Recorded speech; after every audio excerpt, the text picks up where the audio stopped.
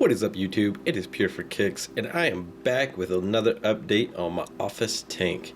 As you can see, I've had this tank for a long time, and this is in my office. This is not at my home.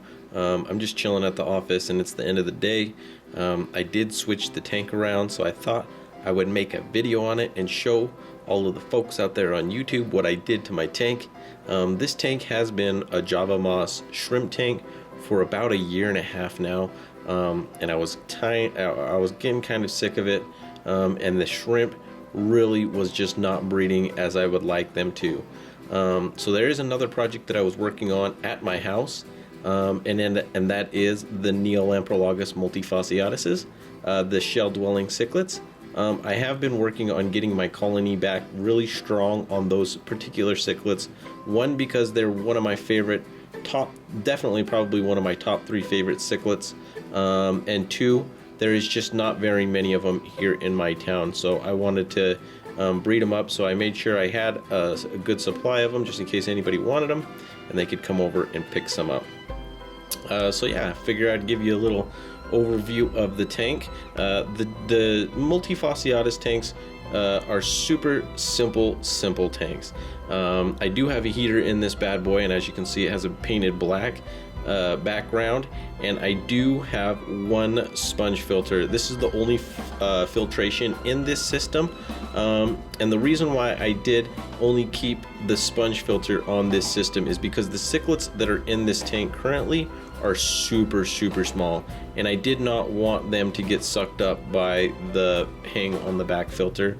I did have a hang on the back filter on this thing, an Aqueon 20, which is a great filter, but I didn't want it to suck up any of these little ones. And with only there being 8 of the super small multis in there, I figured this sponge filter will be more than enough filtration for all of them. As of right now, I only do have 3 shells in there. I did find some shells in my closet yesterday when I was going through the fish stuff, so I was pretty stoked on that. I'm going to be bringing those shells into the office and putting more of them in there. And then I just grabbed this extra leftover lace rock that I had that was sitting out in my front yard, and I threw that in here as well. As you can see, the only other species that are in this tank is I do have one assassin snail over there. Oh yeah, and I do have nearite snails, or I think ram's horn snails, red ram's horn snails I think they were called. They're like an algae eater, but I've just had a kind of an outbreak of them in all my tanks, and that is them. And then we have one last orange shrimp, and these are the shrimp that I actually was trying to breed into the tank, and I was never successful to do so. It just seemed like I was losing them. I wasn't gaining them.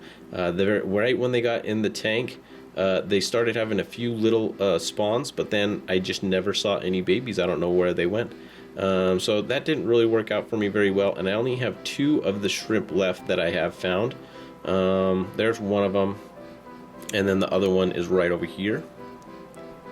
And these are kind of super cool shrimp. I mean, they're super orange, super beautiful shrimp, but unfortunately they did not work out for me.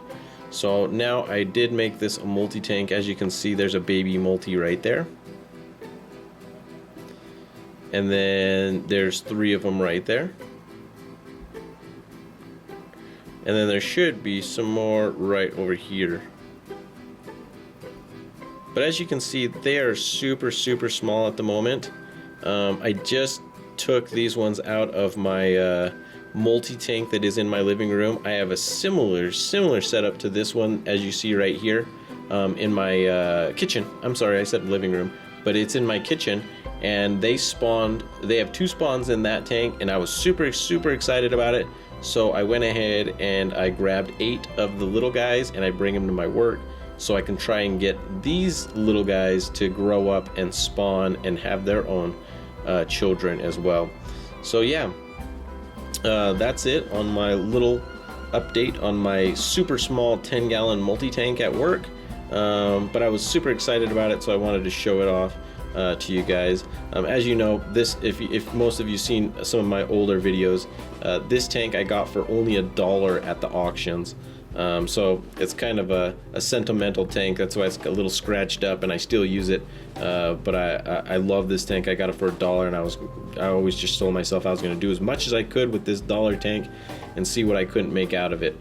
So now I'm breeding multis in it in a $1 tank, and hopefully I'll come out selling some multis out of this and making a little bit of profit, so I can end up getting new species or just help take care of the species that I already do have.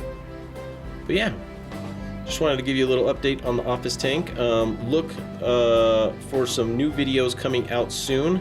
I know I skipped out on a few months there, and that's not going to happen in the future. So I have been working on the tanks like crazy. I am going to be giving you updates on each in particular tank. So look forward to a lot of videos, because I got 28 tanks and I'm going to be doing an update on all of them. So that's about it for this one. We'll check back on these multis in a few months and see how their progress is. That's about it. Pure for Kicks. I'm out.